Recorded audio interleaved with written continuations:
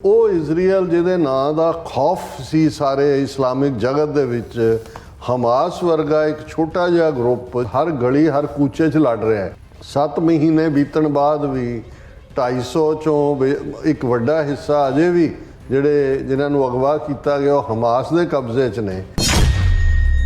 Almost 32,000 ਦੇ ਕਰੀਬ ਫਲਸਤੀਨੀ ਮਾਰੇ ਗਏ ਨੇ, ਜਿਨ੍ਹਾਂ 'ਚ 2/3 ਔਰਤਾਂ ਔਰ ਬੱਚੇ ਨੇ।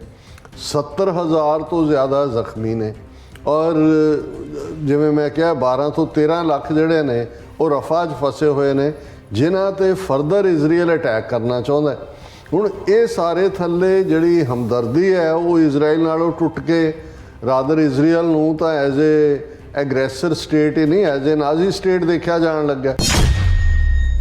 7 ਮਹੀਨੇ ਬੀਤਣ ਬਾਅਦ ਤੁਸੀਂ 32,000 ਮਾਰ ਦਿੱਤਾ, 70,000 ਜ਼ਖਮੀ ਕਰਤਾ, 15 ਲੱਖ ਬੇਘਰਾ ਕਰਤਾ।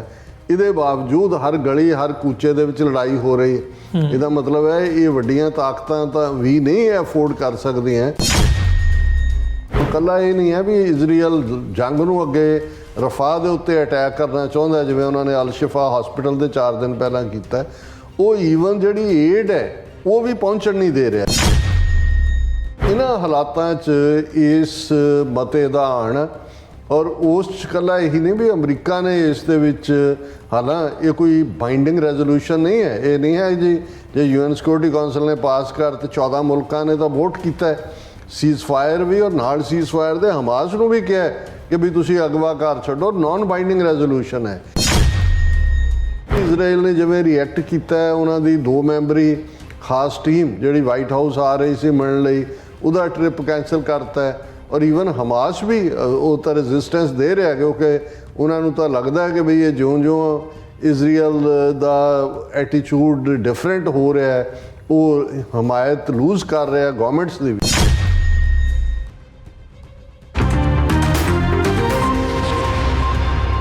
ਵਾਹਿਗੁਰੂ ਜੀ ਕਾ ਖਾਲਸਾ, ਵਾਹਿਗੁਰੂ ਜੀ ਕੀ ਫਤਿਹ। TV 84 ਦੇ ਸਾਰੇ ਦਰਸ਼ਕ ਤੇ ਸਰੋਤੇ ਜਿਹੜੇ ਇਸ ਵਕਤ ਸਾਡੇ ਨਾਲ ਨਾਰਥ ਅਮਰੀਕਾ ਚੋਂ ਜੁੜੇ ਆ ਜਾਂ ਫਿਰ ਸੋਸ਼ਲ ਮੀਡੀਆ ਤੇ ਸਾਨੂੰ ਦੁਨੀਆ ਭਰ ਦੇ ਵਿੱਚ ਦੇਖ ਰਹੇ ਆ, ਮੈਂ ਅਮਰਵੀਰ ਸਿੰਘ ਅੱਜ TV 84 ਦੇ ਸੱਚੋ ਸੱਚ ਪ੍ਰੋਗਰਾਮ ਦੇ ਵਿੱਚ ਆਪ ਸਭ ਦਾ ਤਹਿ ਦਿਲੋਂ ਸਵਾਗਤ ਕਰਦਾ।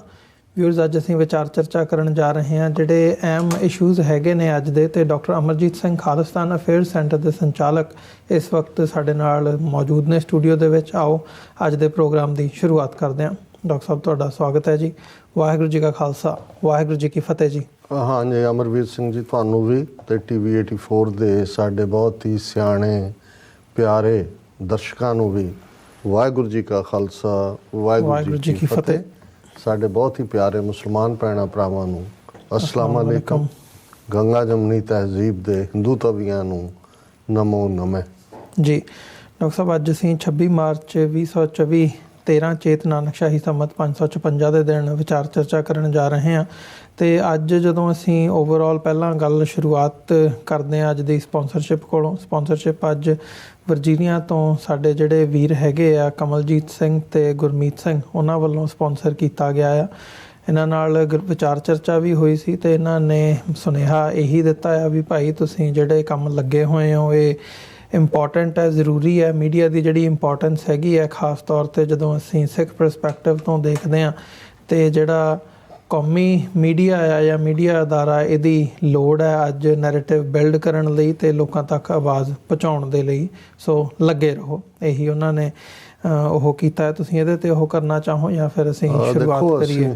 ਅਸੀਂ ਉਹਨਾਂ ਸਾਰੇ ਵੀਰਾਂ ਭੈਣਾਂ ਦੇ ਹਮੇਸ਼ਾ ਹੀ ਸ਼ੁਕਰਗੁਜ਼ਾਰ ਹੈ ਜਿਨ੍ਹਾਂ ਨੂੰ ਇਸ ਗੱਲ ਦੀ ਸਮਝ ਹੈ, ਔਰ ਇਕੱਲੀ ਸਮਝ ਹੀ ਨਹੀਂ, ਉਹ ਸਮਝਦੇ ਨੇ ਕਿ ਸਿੱਖ ਮੀਡੀਆ ਖਾਸ ਤੌਰ 'ਤੇ ਜਿਹੜਾ ਭਾਰਤੀ ਹਕੂਮਤ ਦੇ ਜਿਸ ਨੇ ਦੁਨੀਆ ਭਰ ਦੇ ਵਿੱਚ ਝੂਠ ਫੈਲਾਉਣ ਦਾ ਠੇਕਾ ਲਿਆ ਹੋਇਆ, ਉਸ ਮੀਡੀਆ ਦੇ ਜਵਾਬ 'ਚ ਸਿੱਖ ਨੈਰੇਟਿਵ ਜਾਂ ਸਿੱਖ ਬਿਰਤਾਂਤ ਸਿਰਜਦਾ, ਉਸ ਦੀ ਮਦਦ ਕਰਨੀ ਹੈ। ਸੋ ਇਹ ਦੋਵੇਂ ਵੀਰ ਵੀ ਸਾਡੇ ਸ਼ੁਭ ਚਿੰਤਕ ਨੇ TV 84 ਦੇ, ਔਰ ਅਸੀਂ ਉਹਨਾਂ ਦਾ ਸ਼ੁਕਰੀਆ ਅਦਾ ਕਰਦੇ ਹਾਂ ਔਰ ਇਹ ਗੁਜ਼ਾਰਿਸ਼ ਵੀ ਕਰਦੇ ਹਾਂ ਹੋਰ ਭੈਣਾਂ ਭਰਾਵਾਂ ਨੂੰ ਵੀ ਕਿ ਬੇਸ਼ੱਕ ਤੁਹਾਡੀ ਜ਼ਿੰਦਗੀ ਦੇ ਵਿੱਚ ਹੋਰ ਰੁਝੇਵੇਂ ਵੀ ਨੇ, ਤੁਹਾਡੇ ਸਾਹਮਣੇ ਚੈਲੰਜਸ ਵੀ ਨੇ। ਬਹੁਤ ਸਾਰੇ ਗ੍ਰਸਤੀ ਪਰਿਵਾਰ ਆਪਣੀ ਸਰਵਾਈਵਲ ਦੀ ਲੜਾਈ ਵੀ ਲੜਦੇ ਨੇ, ਫਿਰ ਥੋੜ੍ਹੇ ਸੌਖੇ ਵੀ ਹੋ ਜਾਂਦੇ ਨੇ, ਪਰ ਸਾਡੇ ਸਭ ਦੇ ਉੱਤੇ ਬਾਈਂਡਿੰਗ ਹੈ ਇਹ ਗੁਰੂ ਦਾ ਫਰਮਾਨ ਦਸਵੰਧ ਕੱਢਣਾ।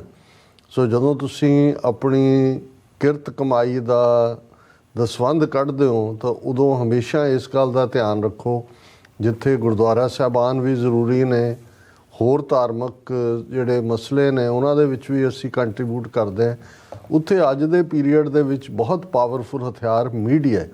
ਔਰ ਮੀਡੀਆ, ਜੇ ਅਸੀਂ ਆਪਣੀ ਗੱਲ ਹੀ ਕਰੀਏ ਕਿ TV 84 12 ਸਾਲ ਪਹਿਲਾਂ ਹੋਂਦ ਦੇ ਵਿੱਚ ਆਇਆ ਤੇ ਅੱਜ 400 ਚੈਨਲ ਇਕੱਲੇ ਜਿਹੜੇ ਨੇ ਉਹ IP ਬਾਕਸ ਦੇ ਉੱਤੇ ਚੱਲਦੇ ਨੇ। ਔਰ ਜਿਸ ਕਿਸਮ ਦੇ ਚੈਲੰਜਸ ਅਸੀਂ ਫੇਸ ਕਰ ਰਹੇ ਹਾਂ, ਅਜੇ ਪ੍ਰੀਵੀਅਸ ਨਾਈਟ TV 84 ਦਾ YouTube ਚੈਨਲ ਹੈਕ ਹੋਇਆ। ਹੁਣ ਤਾਂ ਆਰਟੀਫਿਸ਼ੀਅਲ ਇੰਟੈਲੀਜੈਂਸ ਇੱਕ ਐਸਾ ਤਰੀਕਾ ਬਣ ਗਿਆ ਉਹਦੇ ਰਾਹੀਂ, ਔਰ ਪੂਰਾ ਵਕਤ ਪਿਆ ਰਿਹਾ ਸਾਡੀਆਂ ਇੱਥੋਂ ਦੀਆਂ ਪਿੱਛੋਂ ਦੀਆਂ ਟੀਮਾਂ ਨੂੰ ਬੜੀ ਮੁਸ਼ਕਲ ਨਾਲ, ਇਸ ਤੋਂ ਪਹਿਲਾਂ ਕਿ ਫਰਦਰ ਡੈਮੇਜ ਹੁੰਦਾ ਅਸੀਂ ਉਹਨੂੰ ਰੀਸਟੋਰ ਕਰ ਪਾਏ। ਹੁਣ ਇਹ ਸਭ ਦੱਸਦਾ ਹੈ ਕਿ ਭਾਈ ਜਿਹੜੇ ਅਟੈਕ ਨੇ ਉਹ ਸਿਰਫ ਇਹੀ ਨਹੀਂ ਕਿ ਤੁਹਾਡੇ ਚੈਨਲ ਵਿਦਨ ਪੰਜਾਬ ਬੰਦ ਕਰ ਦਿੱਤੇ ਗਏ ਨੇ ਜਿਹੜੇ ਵੀ ਪੰਥ ਦੀ ਗੱਲ ਕਰਦੇ ਨੇ, ਜਾਂ ਜਿਹਦੇ ਤੇ ਤੁਸੀਂ ਇਹਨਾਂ ਨੂੰ ਹੈਡ ਔਨ ਲੈਂਦੇ ਹੋ। ਇਹਨਾਂ ਨੇ ਟਰੋਲਰਸ ਤਾਂ ਦੀ ਫੌਜ ਤੋਂ ਤਾਂ ਆਪਣਾ ਟਰੋਲਿੰਗ ਕਰਵਾਉਂਦੇ ਹੀ ਨੇ, ਉਹ ਕੰਪਲੇਨ ਬਾਕਸ ਵੀ ਭਰ ਦਿੰਦੇ ਨੇ YouTube ਵਾਲਿਆਂ ਦਾ। ਔਰ ਆਪਣੇ ਬਹੁਤਿਆਂ ਨੂੰ ਤਾਂ ਇਹ ਲਿਖਣਾ ਆਉਂਦਾ ਨਹੀਂ ਹੈ, ਜਿਨ੍ਹਾਂ ਨੂੰ ਆਉਂਦਾ ਵੀ ਆ ਉਹਦੀ ਜ਼ਰੂਰਤ ਨਹੀਂ ਸਮਝਦੇ ਕਿ ਵੀ ਤੁਸੀਂ ਉਹ ਜਦੋਂ ਟਰੋਲ ਕਰਦੇ ਨੇ ਜਾਂ ਨੈਗੇਟਿਵਿਟੀ ਕਰਦੇ ਨੇ ਉਹਨਾਂ ਨੂੰ ਬੰਦ ਕਰਵਾਓ। ਸੋ ਇਸ ਸਭ ਦੇ ਬਾਵਜੂਦ ਇਹਨਾਂ ਚੈਲੰਜਸ ਦੇ ਔਰ ਇਸ ਕੰਪੀਟੀਟਿਵ ਵਰਲਡ ਦੇ ਵਿੱਚ ਜਿੱਥੇ ਹਰ ਜਿਹੜਾ ਕੰਮ ਕਰਨ ਵਾਲਾ ਹੈ ਉਹ ਚੰਗੀ ਆਰਥਿਕ ਤਨਖਾਹ ਦੀ ਭਾਲ 'ਚ ਵੀ ਹੋਏਗਾ, ਸਾਡੇ ਨਾਲ ਤਾਂ ਉਹੀ ਜੁੜਦੇ ਨੇ ਜਿਹੜੇ ਪੰਥ ਨੂੰ ਪਿਆਰ ਕਰਦੇ ਨੇ, ਜਿਹੜਾ ਈਵਨ ਸਟਾਫ ਵੀ ਹੈ ਇੱਥੇ ਹੈ ਜਾਂ ਡਿਫਰੈਂਟ ਥਾਵਾਂ 'ਤੇ ਹੈ, ਉਹ ਕਿੰਨਾ ਚੈਲੰਜਿੰਗ ਹਾਲਾਤਾਂ 'ਚ ਕੰਮ ਕਰਦੇ। ਸੋ ਇਸ ਗੱਲ ਨੂੰ ਜ਼ਰੂਰ ਸਮਝੋ ਕਿ ਭਾਈ ਇਹ ਵੀ ਜੇ ਕਿਸੇ ਜ਼ਮਾਨੇ 'ਚ ਇਹ ਅਸੀਂ ਸਮਝਦੇ ਸੀ ਕਿ ਸਾਡੇ ਲਈ ਲੰਗਰ ਲਾਣਾ ਬਹੁਤ ਜ਼ਰੂਰੀ ਹੈ, ਗਰੀਬ ਕੀ ਰਸਨਾ ਕੋ ਗੁਰੂ ਕੀ ਗੋਲਕ ਜਾਣੋ, ਇਹ ਸਾਡਾ ਰਹਿਤਨਾਮਿਆਂ ਦਾ ਹਿੱਸਾ ਹੈ।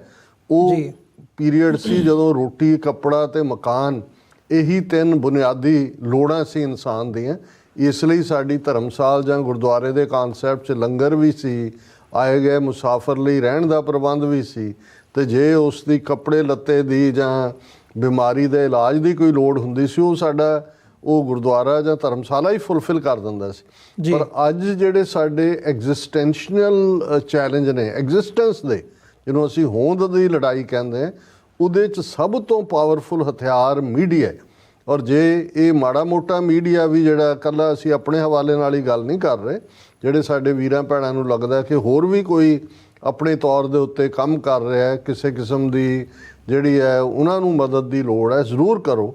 ਲੇਕਿਨ ਇਹ ਇੱਕ ਇੰਪੋਰਟੈਂਟ ਸਾਡੇ ਉਸ ਡੋਨੇਟਿੰਗ ਲਾਈਨ ਦਾ ਜਿਹੜਾ ਹੈ ਉਹ ਹਿੱਸਾ ਹੋਣਾ ਚਾਹੀਦਾ ਹੈ ਕਿ ਅਸੀਂ ਮੀਡੀਆ ਨੂੰ ਜਿਹੜਾ ਖਾਸ ਤੌਰ 'ਤੇ ਪੰਥਕ ਬਿਰਤਾਂਤ ਸਿਰਜਦਾ ਹੈ ਉਸ ਨੂੰ ਅਸੀਂ ਸਪੋਰਟ ਕਰਨਾ ਹੈ, ਉਸ ਨੂੰ ਤਗੜਿਆਂ ਕਰਨਾ ਹੈ ਤੇ ਉਸ ਨੂੰ ਚੱਲਦਿਆਂ ਰੱਖਣਾ। ਸੋ ਇਹਨਾਂ ਦੋਵਾਂ ਵੀਰਾਂ ਦਾ ਬਹੁਤ ਬਹੁਤ ਸ਼ੁਕਰੀਆ ਜੀ। ਡਾਕਟਰ ਸਾਹਿਬ, ਸ਼ੁਰੂਆਤ ਕਰੀਏ ਅੱਜ ਦੇ ਟੌਪਿਕ ਦੇ ਹਵਾਲੇ ਨਾਲ ਗੱਲ ਕਰਦੇ ਹਾਂ। ਜਦੋਂ ਅਸੀਂ ਓਵਰਆਲ ਸਾਰਾ ਇਹ ਮਿਡਲ ਈਸਟ ਦਾ ਗਾਜ਼ਾ ਦੀ ਜਿਹੜੀ ਜੰਗ ਹੈ ਉਹ ਦੇਖ ਰਹੇ ਹਾਂ, ਉਹਦੇ ਜਿਹੜਾ ਇੱਕ ਆਸਪੈਕਟ ਹੈਗਾ ਜਿਹਦੇ 'ਤੇ ਹਮੇਸ਼ਾ ਅਸੀਂ ਸਟ੍ਰੈਸ ਕੀਤਾ ਵੀ ਭਾਈ ਬਹੁਤ ਜ਼ਿਆਦਾ ਧੱਕਾ ਹੋ ਰਿਹਾ ਹੈ ਫਲਸਤੀਨੀਆਂ ਦੇ ਨਾਲ।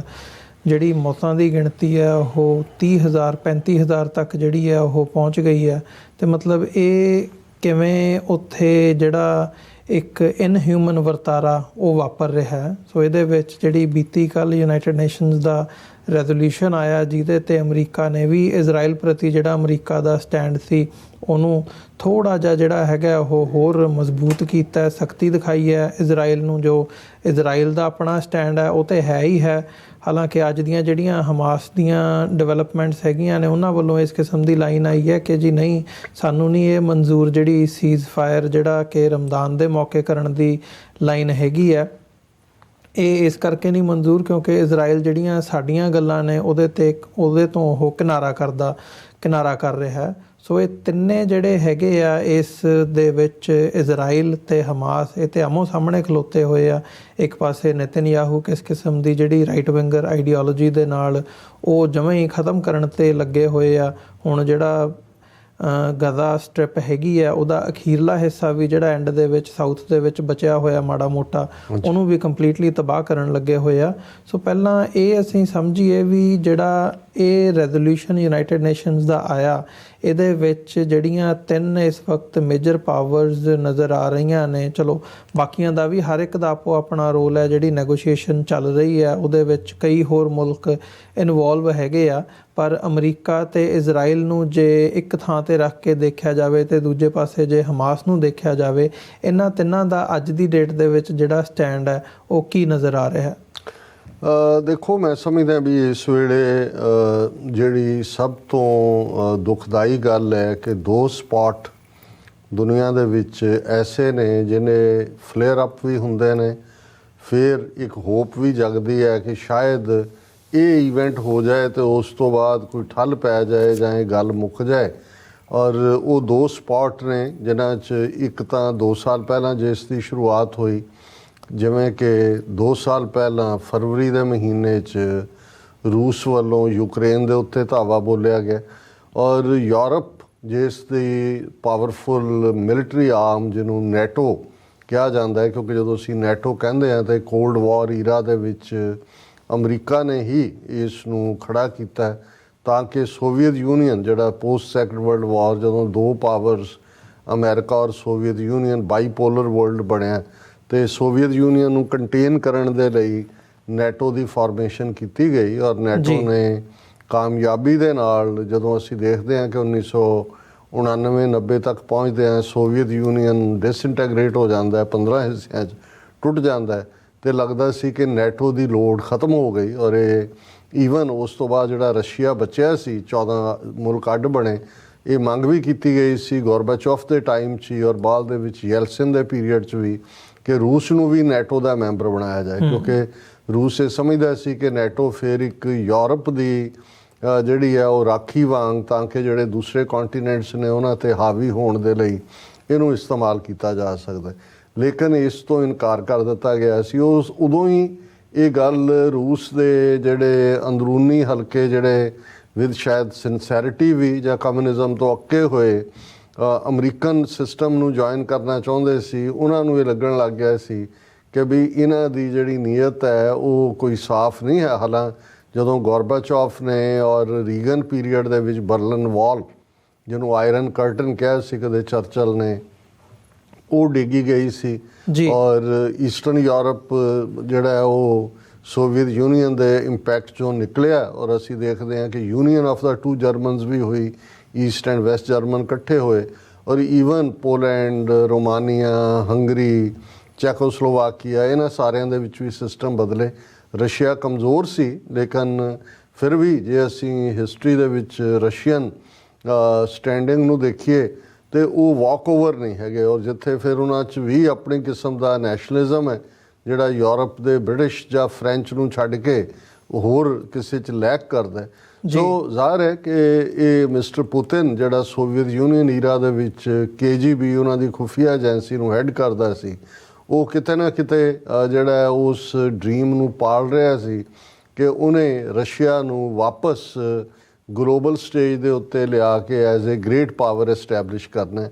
ਉਹਦੇ ਅੰਦਰ ਇਹ ਵੀ ਸੀ ਕਿ ਸੋਵੀਅਤ ਯੂਨੀਅਨ ਦੇ ਜਿਹੜਾ ਹਿੱਸਾ ਸਨ, ਜਿਹੜੇ ਸੂਬੇ ਜਿਹੜੇ ਬਾਅਦ 'ਚ ਮੁਲਕ ਬਣੇ, ਉਹਨਾਂ ਨੂੰ ਵੀ ਐਟਲੀਸਟ ਜਾਂ ਡਾਇਰੈਕਟ ਆਪਣੇ ਕੰਟਰੋਲ 'ਚ ਲਿਆਉਣਾ ਜਾਂ ਆਪਣੇ ਸਫੀਅਰ ਆਫ ਇਨਫਲੂਐਂਸ ਲਿਆਉਣਾ, ਪ੍ਰਭਾਵ ਦੇ ਖੇਤਰ 'ਚ ਲਿਆਉਣਾ। ਸੋ ਉਹ ਇੱਕ ਲੰਬੀ ਕਹਾਣੀ ਹੈ ਕਿ ਵੀ ਕਿਵੇਂ ਹੁਣ ਜਦੋਂ ਅਸੀਂ ਦੇਖਦੇ ਹਾਂ ਕਿ ਪੁਤਿਨ ਅਗਲੇ 6 ਸਾਲ ਲਈ ਫਿਰ ਪ੍ਰੈਜ਼ੀਡੈਂਟ ਚੁਣਿਆ ਗਿਆ, ਸੋ ਪਿਛਲੇ 20-21 ਸਾਲ ਤੋਂ ਜ਼ਿਆਦਾ ਸਮੇਂ ਤੋਂ ਪੁਤਿਨ ਨੇ ਰਸ਼ੀਆ ਨੂੰ ਉਸ ਲੈਵਲ ਤੱਕ ਪਹੁੰਚਾ ਦਿੱਤਾ ਕਿ 2 ਸਾਲ ਤੋਂ ਨੈਟੋ ਔਰ ਅਮਰੀਕਾ ਜਿਹੜਾ ਉਹ ਸਟ੍ਰਾਈਕ ਡਾਊਨ ਹੋਏ।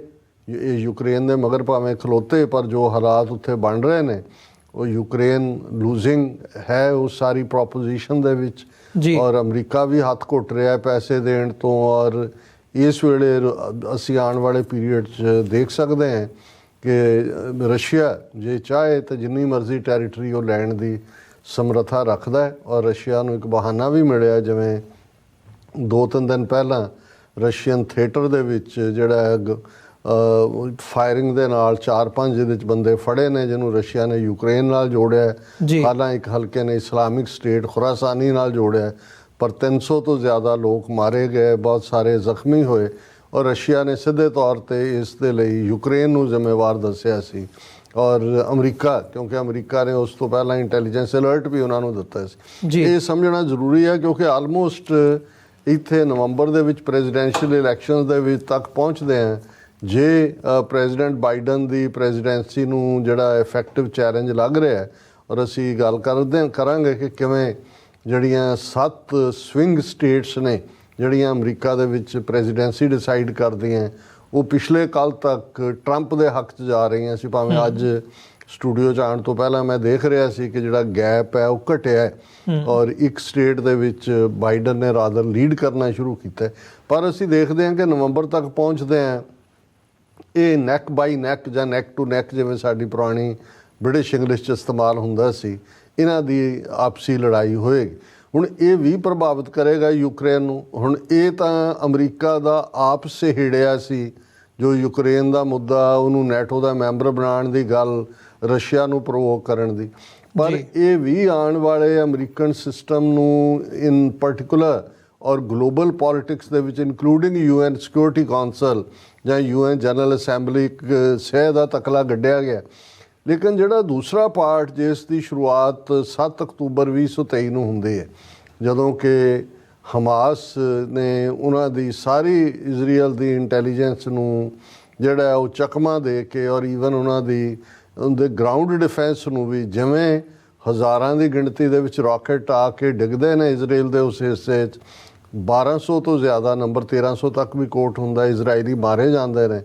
ਔਰ ਕਿਵੇਂ ਐਟ ਵਿਲ ਕਿੰਨੇ ਘੰਟੇ ਦਾ ਆਪਰੇਸ਼ਨ ਕਰਕੇ ਹਮਾਸ ਵਾਲੇ 250 ਤੋਂ ਜ਼ਿਆਦਾ ਇਜ਼ਰਾਈਲੀਆਂ ਨੂੰ ਅਗਵਾ ਕਰਕੇ ਲੈ ਜਾਂਦੇ ਨੇ।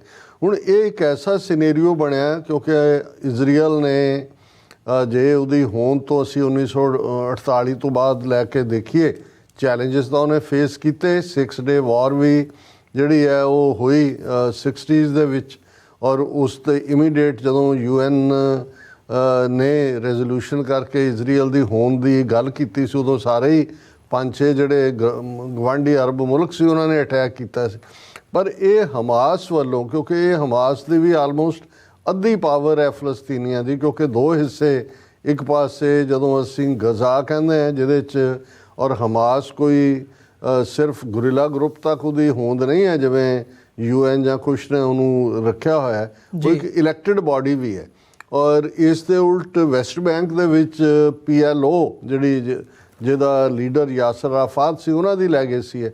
ਸੋ ਹਮਾਸ ਦਾ ਜਿੱਥੇ ਇਹ ਇੱਕ ਬਹੁਤ ਵੱਡਾ ਪੈਨੀਟ੍ਰੇਟਿੰਗ ਔਰ ਇਜ਼ਰਾਈਲ ਦੀ ਇੰਟੈਲੀਜੈਂਸ ਔਰ ਦੂਸਰਿਆਂ ਨੂੰ ਬੇਨਕਾਬ ਕਰਦਾ ਐਕਸ਼ਨ ਸੀ, ਉੱਥੇ ਇਸ ਲੈਵਲ ਦੇ ਉੱਤੇ ਹਮਾਸ ਦਾ ਭਾਰੂ ਹੋਣਾ, ਹਾਵੀ ਹੋਣਾ ਉਸ ਲੈਵਲ ਦੇ ਉੱਤੇ ਜਿੱਥੇ ਕਿ ਨੈਤਨਯਾਹੂ ਵਰਗਾ ਬਿਲਕੁਲ ਐਕਸਟ੍ਰੀਮ ਰਾਈਟ ਵਿੰਗਰ ਪਾਵਰ ਦੇ ਵਿੱਚ ਸੀ, ਉਹਨੇ ਉਹਨੂੰ ਮੌਕਾ ਵੀ ਦਿੱਤਾ ਹੈ ਨੈਤਨਯਾਹੂ ਨੂੰ। ਅਦਰਵਾਈਜ਼ ਵਿਦਨ ਦਾ ਕੰਟਰੀ ਨੈਤਨਯਾਹੂ ਦੇ ਖਿਲਾਫ ਉਹਨਾਂ ਦੇ ਆਪਣੇ ਸੁਪਰੀਮ ਕੋਰਟ ਦੇ ਵਿੱਚ ਕਰਪਸ਼ਨ ਚਾਰਜਸ ਔਰ ਬਹੁਤ ਸਾਰਾ ਐਸਾ ਕੁਝ ਚੱਲ ਰਿਹਾ ਸੀ। ਲੇਕਿਨ ਇਹਦੇ 'ਚ ਕੋਈ ਦੋ ਰਾਵਾਂ ਨਹੀਂ ਨੇ ਕਿ ਜਦੋਂ ਵੀ ਕ੍ਰਾਈਸਿਸ ਕੋਈ ਮੁਲਕ ਹੁੰਦਾ ਤੇ ਇਹ ਜਿਹੜਾ ਪੈਟਰੀਓਟਿਜ਼ਮ ਦਾ ਨਾਅਰਾ ਹੈ, ਜਿਹੜਾ ਸਿਕਿਉਰਿਟੀ, ਨੈਸ਼ਨਲ ਸਿਕਿਉਰਿਟੀ ਦਾ ਨਾਅਰਾ ਹੈ, ਉਹਦੇ ਥੱਲੇ ਸਾਰੇ ਇਕੱਠੇ ਹੋ ਜਾਂਦੇ ਨੇ। ਸੋ ਇਜ਼ਰਾਈਲੀਆਂ ਨੇ ਰੈਂਕ ਇਕੱਠੇ, ਔਰ ਇਜ਼ਰਾਈਲ ਦਾ ਹੱਕ ਵੀ ਬਣਦਾ ਸੀ ਆਪਣੇ ਆਪ ਜਵਾਬ ਦੇਣ ਦਾ, ਰਾਈਟ ਟੂ ਡਿਫੈਂਡ। ਕੁਛ ਦਿਨਾਂ ਦੀ ਤਿਆਰੀ ਤੋਂ ਬਾਅਦ ਇਜ਼ਰਾਈਲ ਨੇ ਫੁੱਲ ਸਕੇਲ ਅਟੈਕ ਕੀਤਾ, ਫੁੱਲ ਆਰਮੀ ਪਾਰਟ। ਔਰ ਦੋ ਚੀਜ਼ਾਂ ਜਿਹੜੀਆਂ ਨੇ, ਕਿਉਂਕਿ ਅਸੀਂ UN ਸਿਕਿਉਰਿਟੀ ਕੌਂਸਲ ਦੇ ਰੈਜ਼ੋਲੂਸ਼ਨ ਦੀ ਗੱਲ ਕਰਨ ਤੋਂ ਪਹਿਲਾਂ, ਜਾਂ ਅਮਰੀਕਾ ਕਿਉਂ ਮਜਬੂਰ ਹੋਇਆ ਇਸ ਵਾਰ ਉਸਨੇ ਐਬਸਟੇਨ ਕੀਤਾ ਇਸ ਰੈਜ਼ੋਲੂਸ਼ਨ ਤੋਂ, ਔਰ ਅੱਗੇ ਉਹ ਵੀਟੋ ਕਰਦਾ ਸੀ, ਇਸ ਲਈ ਇਜ਼ਰਾਈਲ ਦੇ ਨਾਲ ਸੰਬੰਧਾਂ ਦੇ ਵਿੱਚ ਤਰੇੜ ਵੀ ਆਈ, ਉਹਦਾ ਵੀ ਅਸੀਂ ਜ਼ਿਕਰ ਕਰਾਂਗੇ। ਪਰ ਇਸ ਪਿਛੋਕੜ ਨੂੰ ਸਮਝਣਾ ਬੜਾ ਜ਼ਰੂਰੀ ਹੈ ਕਿ 7 ਅਕਤੂਬਰ ਤੋਂ ਜਦੋਂ ਹੁਣ ਤੱਕ ਅਸੀਂ ਗੱਲ ਕਰਦੇ ਹਾਂ, ਸੋ ਆਲਮੋਸਟ 7 ਮਹੀਨੇ ਦਾ ਪੀਰੀਅਡ ਹੋ ਜਾਂਦਾ, 7ਵਾਂ ਮਹੀਨਾ ਲੱਗਾ ਹੋਇਆ ਜੀ। ਇਜ਼ਰਾਈਲ ਨੇ ਆਪਣਾ ਜਿਹੜਾ ਜਦੋਂ ਕਾਊਂਟਰ ਅਟੈਕ ਕੀਤਾ ਤੇ ਉਹਨਾਂ ਨੇ ਕਿਹਾ ਕਿ ਵੀ destroying Hamas lock stock and barrel, ਕਿ ਟੋਟਲ ਹਮਾਸ ਦੀ ਡਿਸਟਰਕਸ਼ਨ। ਔਰ ਬਹੁਤਿਆਂ ਨੂੰ ਲੱਗਦਾ ਸੀ, ਜਿਵੇਂ ਰਸ਼ੀਆ ਦੇ ਲਈ ਵੀ ਸਰਪ੍ਰਾਈਜ਼ ਸੀ ਜਦੋਂ ਰਸ਼ੀਆ ਨੇ ਯੂਕਰੇਨ ਦੇ ਉੱਤੇ ਕੀਤਾ, ਉਹਨਾਂ ਨੂੰ ਲੱਗਦਾ ਸੀ ਕਿ ਕੁਛ ਦਿਨਾਂ ਦੀ ਜਾਂ ਵੱਧ ਤੋਂ ਵੱਧ ਹਫ਼ਤਿਆਂ ਦੀ ਗੱਲ ਹੈ। ਹੁਣ 2 ਸਾਲ ਤੋਂ ਰਸ਼ੀਆ ਵੀ ਉੱਥੇ ਸਟਕ ਹੈ, ਹਾਲਾਂ ਅਪਰ ਹੈਂਡ ਰਸ਼ੀਆ ਦਾ ਹੈ, ਲੇਕਿਨ ਰਸ਼ੀਆ ਵਰਗੀ ਪਾਵਰ ਦਾ ਜਿਹੜਾ ਅਵਤਾਰ ਹੈ ਪ੍ਰੀਵੀਅਸ ਸੋਵੀਅਤ ਯੂਨੀਅਨ ਦਾ, ਉਸ ਨੂੰ ਯੂਕਰੇਨ ਵਰਗੀ ਉਹ ਰਿਆਸਤ ਜਿਨ੍ਹਾਂ ਦੇ ਪਿਛਲੇ 20-22 ਸਾਲ ਤੋਂ ਛੱਡ ਕੇ ਜਦੋਂ ਤੋਂ ਆਜ਼ਾਦ ਹੋਇਆ ਹੈ, ਜੀ। ਸੈਂਕੜਿਆਂ ਸਾਲਾਂ ਤੋਂ ਆਲਮੋਸਟ 2 ਸਦੀਆਂ ਤੋਂ ਤਾਂ ਰਸ਼ੀਅਨ ਹੈਜੇਮਨੀ ਦੇ ਥੱਲੇ ਹੀ ਰਿਹਾ। ਇਹ ਰਸ਼ੀਅਨਸ ਲਈ ਵੀ ਸਰਪ੍ਰਾਈਜ਼ ਸੀ ਔਰ ਰਸ਼ੀਅਨਸ ਨੇ ਵੀ ਇਹ ਦੇਖਿਆ ਕਿ ਵੀ ਅਸੀਂ ਆਪਣਾ ਕਾਡਰ ਲੂਜ਼ ਨਹੀਂ ਕਰ ਸਕਦੇ। ਇਸ ਲਈ ਅਸੀਂ ਜਦੋਂ ਪਿਛਲੇ ਹਫ਼ਤਿਆਂ 'ਚ ਖਬਰਾਂ ਦੇਖੀਆਂ ਕਿ ਜੀ ਇੰਨੇ ਇੰਡੀਅਨ ਰਸ਼ੀਅਨ ਲਈ ਲੜ ਰਹੇ ਨੇ, ਇੰਨੇ ਫਲਾਣੇ ਲੜ ਰਹੇ ਨੇ, ਇੰਨੇ ਫਲਾਣੇ ਤੋਂ ਗਏ ਨੇ, ਉਦੋਂ ਇਹ ਗੱਲ ਸਾਹਮਣੇ ਆਈ ਕਿ ਰਸ਼ੀਆ ਵੀ ਆਪਣੀ ਹੋਮ ਕੰਸਟੀਚੁਐਂਸੀ ਨੂੰ ਕਾਬੂ 'ਚ ਰੱਖਣ ਲਈ ਕਿ ਵੀ ਜਦੋਂ ਤਾਬੂਤ ਆਉਂਦੇ ਨੇ, ਲਾਸ਼ਾਂ ਆਉਂਦੀਆਂ ਨੇ, ਉਦੋਂ ਹੀ ਲੋਕ ਵਾਰ ਦੇ ਖਿਲਾਫ ਹੁੰਦੇ ਨੇ। ਜਿਵੇਂ ਵਿਤਨਾਮ ਵਾਰ ਦੇ ਖਿਲਾਫ ਅਮਰੀਕਨ ਉਦੋਂ ਹੀ ਹੋਏ ਜਦੋਂ 60,000 ਲਾਸ਼ਾਂ ਵਿਛੀਆਂ ਔਰ ਡਰਾਫਟਿੰਗ ਹੋਈ ਕਿ ਹਰ 18 ਸਾਲ ਤੋਂ ਉੱਪਰਲੀ ਉਮਰ ਦਾ ਜਾਏਗਾ। ਉਦੋਂ ਫਿਰ ਹੋਇਆ ਕਿ ਜੀ ਬੰਦ ਕਰੋ ਯੂਨੀਵਰਸਿਟੀਆਂ 'ਚ ਹੋਇਆ। ਸੋ ਰੂਸ ਨੇ ਉਹਦਾ ਤੋੜ ਵੀ ਲੱਭ ਲਿਆ ਕਿ ਏਜੰਟਾਂ ਰਾਹੀਂ ਅਰਾਊਂਡ ਮਰਸਨਰੀ ਜਿਹੜੇ ਪੇਸ਼ਾਵਰ ਸੀ ਉਹਨਾਂ ਲੋਕਾਂ ਨੂੰ ਲਿਆ ਕੇ ਜਾਂ ਦੂਜਾ ਕੀਤਾ। ਪਰ ਹੁਣ ਇਜ਼ਰਾਈਲ ਦੇ ਕੇਸ 'ਚ ਇਜ਼ਰਾਈਲ ਨੇ ਇਹ ਤਾਂ ਪ੍ਰਬੰਧ ਕੀਤਾ, ਜਿਵੇਂ ਅਸੀਂ ਦੇਖਿਆ ਕਿ ਜੀ ਇੰਡੀਆ ਨਾਲ ਉਹਨੇ ਡੀਲ ਕੀਤੀ ਕਿ 1 ਲੱਖ ਵਰਕਰ ਜਿਹੜੇ ਨੇ ਉਹ ਆਲਰੇਡੀ ਉੱਥੋਂ ਹਰਿਆਣਾ, ਯੂਪੀ, ਮੱਧ ਪ੍ਰਦੇਸ਼ 'ਚੋਂ ਭਰਤੀ ਕਰਕੇ ਸ਼ੁਰੂ ਕੀਤੇ ਹੋਏ ਨੇ ਜੀ ਕਿ ਵੀ ਉਹ ਆ ਕੇ ਕੰਮ ਕਰਨਗੇ। ਜਿਹੜੇ ਉਹਨਾਂ ਦੀਆਂ ਫੈਕਟਰੀਆਂ ਬੰਦ ਹੁੰਦੀਆਂ ਜਾਂਦੀਆਂ ਜਾਂ ਦੂਜੀਆਂ, ਕਿਉਂਕਿ ਫਲਸਤੀਨੀ ਲੇਬਰ ਇਸਤੇਮਾਲ ਤਾਂ ਕੰਮ ਤਾਂ ਜਾ ਕੇ ਇਜ਼ਰਾਈਲ 'ਚ ਹੀ ਕਰਦੇ ਸੀ ਉਹ।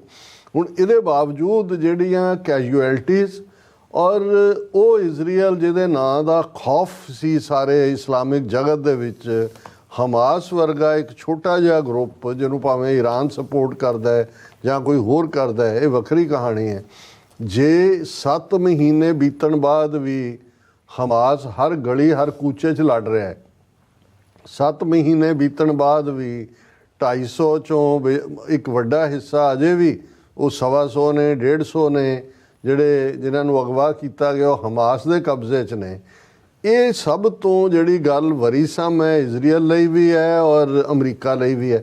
ਪਰ ਅਮਰੀਕਾ ਲਈ ਹੋਰ ਵੀ ਵਰੀਸਮ ਗੱਲ ਇਹ ਹੈ ਕਿ ਜਦੋਂ 7 ਅਕਤੂਬਰ ਨੂੰ ਹਮਾਸ ਨੇ ਐਕਸ਼ਨ ਕੀਤਾ ਸੀ, ਉਦੋਂ ਦੁਨੀਆ ਦੀਆਂ ਹਮਦਰਦੀਆਂ ਇਜ਼ਰਾਈਲ ਦੇ ਨਾਲ ਸੀ ਕਿ ਭਾਈ ਤੁਸੀਂ ਬੰਦੇ ਮਾਰ ਦਿੱਤੇ ਨੇ ਉਹਨਾਂ ਦੇ 1200-1300, ਦੂਜਿਆਂ ਨੂੰ ਚੁੱਕ। ਹਾਲਾਂ ਉਹਦਾ ਇੱਕ ਆਪਣਾ ਪਿਛੋਕੜ ਹੈ ਕਿ ਭਾਈ ਇਹ ਕੋਈ ਓਵਰਨਾਈਟ ਤਾਂ ਨਹੀਂ ਹੈ, ਇਹ 70 ਸਾਲ ਤੋਂ ਇਵੇਂ ਹੀ ਚੱਲ ਰਿਹਾ, ਕਦੇ ਉਹਦਾ ਹੱਥ ਉੱਪਰ ਕਦੇ ਉਹਦਾ ਹੱਥ ਉੱਪਰ ਜੀ। ਪਰ ਜਦੋਂ ਇਹ ਅੰਕੜੇ ਸਾਹਮਣੇ ਆਣੇ ਸ਼ੁਰੂ ਹੋਏ, ਪਹਿਲਾ ਫੇਜ਼ ਆਇਆ, ਫਿਰ ਟੂਵਰਡਸ ਦਾ ਸਾਊਥ ਜਿਹਨੂੰ ਰਫਾ, ਜਿੱਥੇ ਕਿ ਹੁਣ ਆਲਮੋਸਟ 12 ਤੋਂ 14 ਲੱਖ ਲੋਕ ਉਹਦੇ 'ਚ ਫਸੇ ਹੋਏ ਨੇ ਔਰ ਬੜੀਆਂ ਡਾਇਰ ਜਿਹੜੀਆਂ ਨੇ ਕੰਡੀਸ਼ਨਸ ਨੇ, ਹਿਊਮੈਨੀਟੇਰੀਅਨ ਅਸਿਸਟੈਂਸ, ਪਾਣੀ, ਫੂਡ, ਸਟਾਰਵਿੰਗ ਬਾਈ ਹੰਗਰ ਜਿਹੜਾ ਲਫ਼ਜ਼ UN ਨੇ ਵਰਤਿਆ ਕਿ ਜੀ ਉੱਥੇ ਜੋ ਚੱਲ ਰਿਹਾ ਸਟਾਰਵਿੰਗ ਦੈਮ ਬਾਈ ਹੰਗਰ, ਕਿ ਏਡ ਤੁਸੀਂ ਪਹੁੰਚਣ ਨਹੀਂ ਦੇਣੀ। ਇਹ ਜਿਹੜਾ ਹੁਣ ਇਸ ਸਾਰੇ 7 ਮਹੀਨੇ ਦੇ ਪੀਰੀਅਡ ਦੇ ਵਿੱਚ ਜਿਹੜੀ ਗਲੋਬਲ ਸਿੰਪਥੀ ਸੀ ਉਹ ਬਦਲ ਕੇ ਬਿਲਕੁਲ, ਕਿਉਂਕਿ ਜਿਹੜੀਆਂ ਕੈਜੂਅਲਟੀਜ਼ ਨੇ ਆਲਮੋਸਟ 32,000 ਦੇ ਕਰੀਬ ਫਲਸਤੀਨੀ ਮਾਰੇ ਗਏ ਨੇ, ਜਿਨ੍ਹਾਂ 'ਚ 2/3 ਔਰਤਾਂ ਔਰ ਬੱਚੇ ਨੇ, 70,000 ਤੋਂ ਜ਼ਿਆਦਾ ਜ਼ਖਮੀ ਨੇ ਔਰ ਜਿਵੇਂ ਮੈਂ ਕਿਹਾ 12 ਤੋਂ 13 ਲੱਖ ਜਿਹੜੇ ਨੇ ਉਹ ਰਫਾ 'ਚ ਫਸੇ ਹੋਏ ਨੇ, ਜਿਨ੍ਹਾਂ 'ਤੇ ਫਰਦਰ ਇਜ਼ਰਾਈਲ ਅਟੈਕ ਕਰਨਾ ਚਾਹੁੰਦਾ। ਹੁਣ ਇਹ ਸਾਰੇ ਥੱਲੇ ਜਿਹੜੀ ਹਮਦਰਦੀ ਹੈ ਉਹ ਇਜ਼ਰਾਈਲ ਨਾਲੋਂ ਟੁੱਟ ਕੇ ਰਾਦਰ ਇਜ਼ਰਾਈਲ ਨੂੰ ਤਾਂ ਐਜ਼ ਏ ਐਗਰੈਸਰ ਸਟੇਟ ਹੀ ਨਹੀਂ, ਐਜ਼ ਏ ਨਾਜ਼ੀ ਸਟੇਟ ਦੇਖਿਆ ਜਾਣ ਲੱਗਾ। ਔਰ ਇਹਦੀਆਂ ਗੂੰਜਾਂ, ਇਸ ਦੇ ਖਿਲਾਫ ਜਿਹੜੀ ਆਵਾਜ਼ ਹੈ ਯੂਰਪ ਦੇ ਵਿੱਚ, ਅਮਰੀਕਾ 'ਚ ਅਸੀਂ ਵਾਸ਼ਿੰਗਟਨ 'ਚ ਦੇਖਿਆ, ਨਿਊਯਾਰਕ 'ਚ ਦੇਖਿਆ, ਲੱਖਾਂ ਦੀ ਗਿਣਤੀ ਦੇ ਵਿੱਚ ਪ੍ਰੋਟੈਸਟਰ ਬਾਹਰ ਨਿਕਲੇ। ਸੋ ਇਹ 2-3 ਫੈਕਟਰ ਸੀ ਜਿਹਦੇ ਥੱਲੇ ਇਹ ਨਹੀਂ ਹੈ ਵੀ ਪਹਿਲੀ ਵਾਰ ਕੋਈ UN ਸਿਕਿਉਰਿਟੀ ਕਾਉਂਸਲ 'ਚ ਰੈਜ਼ੋਲੂਸ਼ਨ ਆਇਆ ਸੀਜ਼ ਫਾਇਰ ਦਾ ਔਰ ਹਮਾਸ ਨੂੰ। ਹੁਣ ਇਹ ਜਿਹੜਾ 2 ਦਿਨ ਪਹਿਲਾਂ ਜਿਹੜਾ ਰੈਜ਼ੋਲੂਸ਼ਨ ਹੈ ਜਿਸ ਦਾ ਤੁਸੀਂ ਜ਼ਿਕਰ ਕੀਤਾ, ਇਹਦੇ 2 ਇੰਪੋਰਟੈਂਟ ਪਾਰਟ ਨੇ। ਪਹਿਲਾ ਤਾਂ ਇਮੀਡੀਏਟ ਸੀਜ਼ ਫਾਇਰ, ਹਾਲਾਂ ਇਸ ਤੋਂ ਪਹਿਲਾਂ ਜਿਹੜੀ ਗੱਲਬਾਤ ਚੱਲ ਰਹੀ ਸੀ ਜਿਹਦੇ 'ਚ ਐਂਟੋਨੀ ਬਲਿੰਕਨ 2-3 ਵਾਰ ਮਿਡਲ ਈਸਟ 'ਚ ਗਏ, ਇਜਿਪਟ ਵੀ ਇਸ ਨੈਗੋਸ਼ੀਏਸ਼ਨ 'ਚ ਇਨਵੋਲਵ ਸੀ, ਕਤਰ ਵੀ ਸੀ, ਉਹਦੇ 'ਚ ਇਹ ਗੱਲਬਾਤ ਚੱਲ ਰਹੀ ਸੀ ਕਿ ਐਟਲੀਸਟ ਰਮਾਦਾਨ ਜਿਸ ਦੀ ਸ਼ੁਰੂਆਤ ਕੁਛ ਦਿਨ ਪਹਿਲਾਂ ਹੁੰਦੀ ਹੈ ਉਸ ਦੇ ਦੌਰਾਨ ਸੀਜ਼ ਫਾਇਰ ਹੋਏ ਔਰ ਕੁਛ ਜਿਹੜੇ ਨੇ ਅਗਵਾ ਕੀਤੇ ਬੰਦੇ ਉਹ ਛੱਡਣ, ਕੁਛ ਫਲਸਤੀਨੀ ਪ੍ਰਿਜ਼ਨਰ ਜਿਹੜੇ ਨੇ ਛੱਡੇ ਜਾਣ, ਜਿਵੇਂ ਪਹਿਲਾਂ ਵੀ ਜਿਹੜੇ ਇਹਨਾਂ ਨੇ ਹਮਾਸ ਨੇ ਜਿਨ੍ਹਾਂ ਨੂੰ ਅਗਵਾ ਕੀਤਾ ਉਹਨਾਂ ਨੂੰ ਛੱਡਿਆ ਤੇ ਇਨ ਰਿਟਰਨ ਉਹਨਾਂ ਨੇ ਛੁਡਾਏ ਨੇ। ਲੇਕਿਨ ਸਮਹਾਉ ਇਹ ਕਿਉਂਕਿ ਨੈਤਨਯਾਹੂ ਨੂੰ ਵੀ ਇਹ ਲੱਗਦਾ ਹੈ ਕਿ ਵੀ ਉਹਦੀ ਇਸ ਵੇਲੇ ਉਹ ਵਿਦਨ ਕੰਟਰੀ ਵੀ ਕਾਫੀ ਅਨਪੋਪੂਲਰ ਹੋ ਰਿਹਾ ਔਰ ਈਵਨ ਜਿਹੜੇ ਲੋਕ ਅਗਵਾ ਕੀਤੇ ਨੇ ਉਹਨਾਂ ਦੇ ਰਿਸ਼ਤੇਦਾਰ ਕਹਿੰਦੇ ਨੇ ਬੰਦੇ ਸਾਡੇ ਲਿਆਓ। ਈਵਨ ਇੱਕ ਅੱਧਾ ਕੈਬਨਿਟ ਮਿਨਿਸਟਰ ਰਿਜ਼ਾਈਨ ਕਰ ਗਿਆ ਕਿਉਂਕਿ ਹੈ ਤਾਂ ਚੂੰ ਦਾ ਮਰੱਬਾ ਇਕੱਠਾ ਕੀਤਾ ਹੋਇਆ ਜਿਹੜੀ ਕੈਬਨਿਟ ਹੈ। ਔਰ ਜਿਹੜੀ ਸਭ ਤੋਂ ਵੱਡੀ ਫਰਸਟ੍ਰੇਸ਼ਨ ਵਿਦਨ ਉਹਨਾਂ ਦੇ ਡਿਫੈਂਸ ਔਰ ਦੂਸਰੇ ਹਲਕਿਆਂ 'ਚ ਵੀ ਹੋ ਰਹੀ ਹੈ ਕਿ ਦੇ ਆਰ ਨਾਟ ਵਿਨਿੰਗ ਦਾ ਵਾਰ। ਜੇ ਮਕਸਦ ਦੇਖੋ, ਤੁਸੀਂ ਜਦੋਂ ਕੋਈ ਐਕਸ਼ਨ ਕਰਦੇ ਹੋ ਤੁਸੀਂ ਇੱਕ ਆਬਜੈਕਟਿਵ ਰੱਖਦੇ ਹੋ। ਆਬਜੈਕਟਿਵ ਸੀ ਕਿ ਹਮਾਸ ਨੂੰ ਲੋਕ ਸਟਾਕ ਐਂਡ ਬੈਰਲ ਡਿਸਟਰੋਏ ਕਰਨਾ। 7 ਮਹੀਨੇ ਬੀਤਣ ਬਾਅਦ ਤੁਸੀਂ 32,000 ਮਾਰ ਦਿੱਤਾ, 70,000 ਜ਼ਖਮੀ ਕਰਤਾ, 15 ਲੱਖ ਬੇਘਰਾ ਕਰਤਾ। ਇਹਦੇ ਬਾਵਜੂਦ ਹਰ ਗਲੀ ਹਰ ਕੂਚੇ ਦੇ ਵਿੱਚ ਲੜਾਈ ਹੋ ਰਹੀ ਹੈ। ਇਹਦਾ ਮਤਲਬ ਹੈ ਇਹ ਵੱਡੀਆਂ ਤਾਕਤਾਂ ਤਾਂ ਵੀ ਨਹੀਂ ਅਫੋਰਡ ਕਰ ਸਕਦੀਆਂ ਕਿ ਭਾਈ ਜਿੱਥੇ ਰੈਜ਼ਿਸਟੈਂਸ ਹੈ, ਅਮਰੀਕਾ 20 ਸਾਲ ਅਫਗਾਨਿਸਤਾਨ 'ਚ ਰਹਿ ਕੇ ਵੀ ਹਿਊਮਿਲੇਟ ਹੋ ਕੇ ਵੀ ਕਿਉਂ ਨਿਕਲਿਆ। ਉਹਨਾਂ ਨੂੰ ਲੱਗਾ ਕਿ ਵੀ ਇਹ no end to the dark tunnel, ਤੁਸੀਂ ਕਿਸੇ ਪਾਸੇ ਤਾਂ ਨਿਕਲਣਾ।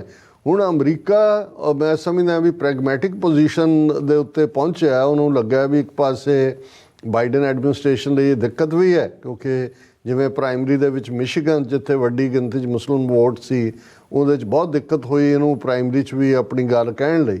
ਔਰ ਵੈਸੇ ਵੀ ਅਮਰੀਕਾ ਦੇ ਵਿੱਚ ਬਾਈ ਐਂਡ ਲਾਰਜ ਠੀਕ ਹੈ, ਇਹ ਕਈ ਵਾਰ ਆਪਣੇ ਵੈਸਟਡ ਇੰਟਰਸਟ ਲਈ ਖੂਨ ਵੀ ਬਹਾਉਂਦੇ ਨੇ ਜਾਂ ਦੂਜੇ, ਲੇਕਿਨ ਇੱਕ ਹਿਊਮੈਨਿਟੇਰੀਅਨ ਆਸਪੈਕਟ ਵੀ ਹੈ। ਕੁਛ ਤਾਂ ਈਵਨ ਹਾਇਰ ਲੈਵਲ ਬੰਦੇ ਜਿਹੜੇ ਬਾਈਡਨ ਐਡਮਿਨਿਸਟ੍ਰੇਸ਼ਨ ਦੇ ਛੱਡ ਕੇ ਚਲੇ ਗਏ, ਬਾਈਡਨ ਦੀ ਇਸ ਪਾਲਿਸੀ ਦਾ ਵਿਰੋਧ ਕਰਦੇ।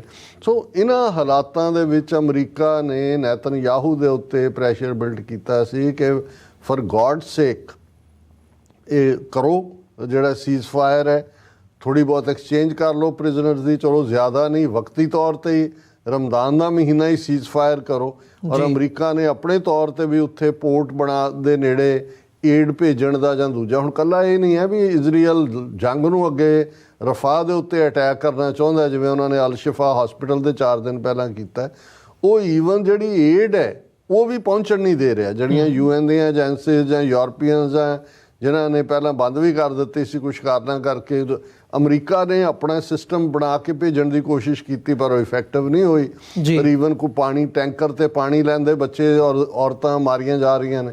ਸੋ ਇਹਨਾਂ ਹਾਲਾਤਾਂ 'ਚ ਇਸ ਮਤੇ ਦਾ ਆਉਣ ਔਰ ਉਸ 'ਚ ਇਕੱਲਾ ਇਹੀ ਨਹੀਂ ਵੀ ਅਮਰੀਕਾ ਨੇ ਇਸ ਦੇ ਵਿੱਚ, ਹਾਲਾਂ ਇਹ ਕੋਈ ਬਾਈਂਡਿੰਗ ਰੈਜ਼ੋਲੂਸ਼ਨ ਨਹੀਂ ਹੈ, ਇਹ ਨਹੀਂ ਹੈ ਜੀ ਜੇ UN ਸਿਕਿਉਰਿਟੀ ਕਾਉਂਸਲ ਨੇ ਪਾਸ ਕਰ ਤੇ 14 ਮੁਲਕਾਂ ਨੇ ਤਾਂ ਵੋਟ ਕੀਤਾ ਹੈ ਸੀਜ਼ ਫਾਇਰ ਵੀ, ਔਰ ਨਾਲ ਸੀਜ਼ ਫਾਇਰ ਦੇ ਹਮਾਸ ਨੂੰ ਵੀ ਕਿਹਾ ਕਿ ਵੀ ਤੁਸੀਂ ਅਗਵਾ ਕਰ ਛੱਡੋ, ਨਾਨ ਬਾਈਂਡਿੰਗ ਰੈਜ਼ੋਲੂਸ਼ਨ ਹੈ।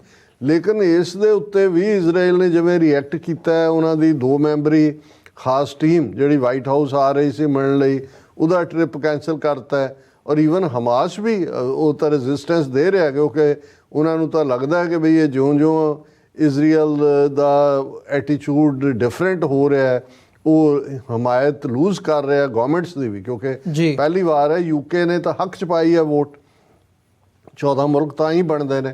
ਸੋ ਇਹਨਾਂ ਹਾਲਾਤਾਂ ਦੇ ਵਿੱਚ ਸਾਨੂੰ ਇਹ ਲੱਗਦਾ ਹੈ ਕਿ ਵੀ ਇਹ ਇਸ਼ੂ ਫਲੇਅਰ ਅਪ ਹੋ ਸਕਦਾ, ਕਿਸੇ ਹੋਰ ਡਾਇਰੈਕਸ਼ਨ 'ਚ ਵੀ ਜਾ ਸਕਦਾ ਹੈ ਕਿਉਂਕਿ ਪ੍ਰੈਜ਼ੀਡੈਂਟ ਟਰੰਪ ਨੇ ਵੀ, ਕਿਉਂਕਿ ਟਰੰਪ ਬਾਰੇ ਸੀ ਜਾਂ ਇਜ਼ਰਾਈਲ ਜੇ ਇਹ ਕਾਊਂਟ ਕਰਦਾ ਸੀ ਕਿ ਜੀ ਜੇ ਨਵੰਬਰ ਦੇ ਵਿੱਚ ਤੱਕ ਇਹਨੂੰ ਤੁਸੀਂ ਖਿੱਚ ਤੂ ਕੇ ਇਵੇਂ ਹੀ ਮਾਰ ਬਰਾਈਆ ਕਰੀ ਜਾਓ ਟਰੰਪ ਫੁੱਲ ਵੇਟ ਸੁੱਟੇਗਾ। ਟਰੰਪ ਨੇ ਪਿਛਲੇ ਕੱਲ੍ਹ ਹੀ ਇੱਕ ਇਜ਼ਰਾਈਲੀ ਮੈਗਜ਼ੀਨ ਦੇ ਨਾਲ ਇੰਟਰਵਿਊ ਦੇ ਵਿੱਚ ਇਹ ਕਿਹਾ ਕਿ ਵੀ ਬਹੁਤ ਮਾੜਾ ਹੈ ਹਮਾਸ ਨੇ ਜੋ ਕੀਤਾ, ਕੰਡੈਮਨੇਬਲ ਹੈ, ਪਰ ਉਹਨੇ ਇਜ਼ਰਾਈਲ ਨੂੰ ਕਿਹਾ ਕਿ ਰੈਪ ਅਪ ਦਾ ਵਾਰ ਨਹੀਂ। ਸੋ ਮਤਲਬ ਇਹ ਹੈ ਕਿ ਔਰ ਟਰੰਪ ਦੇ ਇਹ ਕ੍ਰੈਡਿਟ 'ਚ ਜਾਂਦਾ ਹੈ ਕਿ ਆਪਣੀ ਪ੍ਰੈਜ਼ੀਡੈਂਸੀ ਦੇ ਵੇਲੇ ਟਰੰਪ ਨੇ ਕੋਈ ਨਵੀਂ ਜੰਗ ਕਿਤੇ ਸ਼ੁਰੂ ਨਹੀਂ ਕੀਤੀ।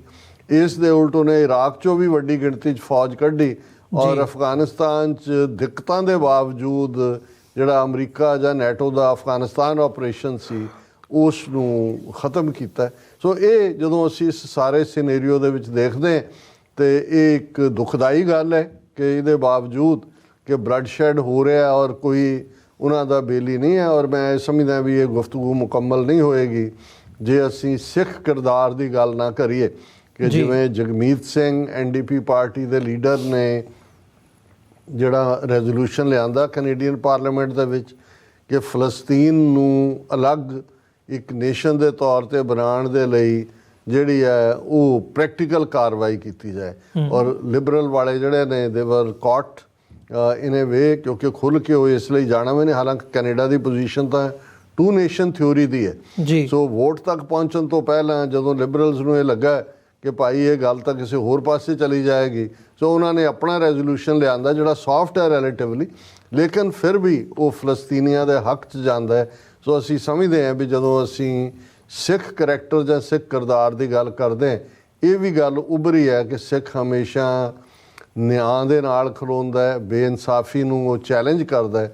ਔਰ ਜਗਮੀਤ ਸਿੰਘ ਦਾ ਇਹ ਐਕਸ਼ਨ ਹਮੇਸ਼ਾ ਮੈਂ ਸਮਝਦਾ ਵੀ ਜਦੋਂ ਵੀ ਇਸ ਦੌਰ ਦੀ ਹਿਸਟਰੀ ਵੀ ਲਿਖੀ ਜਾਏਗੀ ਜਾਂ ਫਲਸਤੀਨੀਆਂ ਦੀ ਸਟਰਗਲ ਦੀ ਗੱਲ ਹੋਏਗੀ, ਇਹ ਗੱਲ ਸਾਹਮਣੇ ਆਏਗੀ ਕਿ ਭਾਈ ਇੱਕ ਸਿੱਖ ਪਾਰਲੀਮੈਂਟੇਰੀਅਨ ਜਿਸ ਦੇ ਕੋਲ ਪਾਰਟੀ ਲੀਡਰਸ਼ਿਪ ਸੀ, ਉਸ ਨੇ ਕੈਨੇਡਾ ਦੇ ਵਿੱਚ ਖਲੋ ਕੇ ਫਲਸਤੀਨੀਆਂ ਦੇ ਲਈ ਹਾਂ ਦਾ ਨਾਰਾ ਹੀ ਨਹੀਂ, ਇਸ ਤੋਂ ਵੀ ਕਦਮ ਅੱਗੇ ਜਾਂਦਿਆਂ ਉਹਨਾਂ ਦੇ ਅੱਡ ਮੁਲਕ ਦੀ ਵਜ਼ਾਹਤ ਨੂੰ ਈਵਨ ਕਾਨੂੰਨੀ ਰੰਗ ਦੇਣ ਦੀ ਕੋਸ਼ਿਸ਼ ਕੀਤੀ ਸੀ। ਜੀ ਡਾਕਟਰ ਸਾਹਿਬ, ਬਿਲਕੁਲ।